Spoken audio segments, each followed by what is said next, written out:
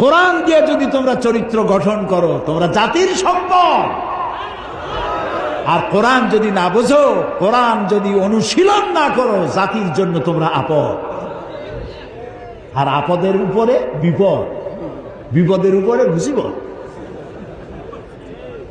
তোমরা আমাদের সম্পদ।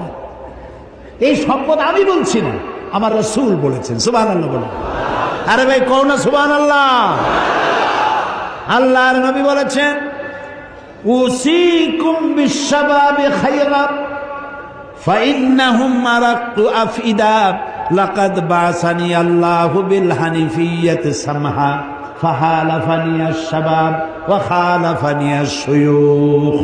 ক্বালা নবী সাল্লাল্লাহু আলাইহি ওয়াসাল্লাম, রাসূল বলেছেন, উসিকুম বিশ-শাবাবি খায়রা, আমি তোমাদেরকে ওসিয়ত করছি তোমরা যেন যুবকদের প্রতি সহৃদয় হও।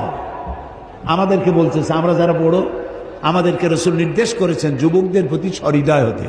রাসূল বলেছেন যে আল্লাহ তাআলা আমাকে উদারতা সহকারে পৃথিবীতে প্রেরণ করেছেন দ্বীন প্রতিষ্ঠার জন্য।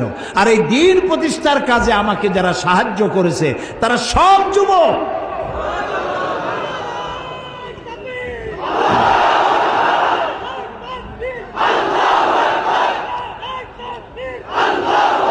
আর যারা বিরোধিতা করেছে সব বুড়ো, বুড়োর দলেরা, এরা বিরোধিতা করেছে।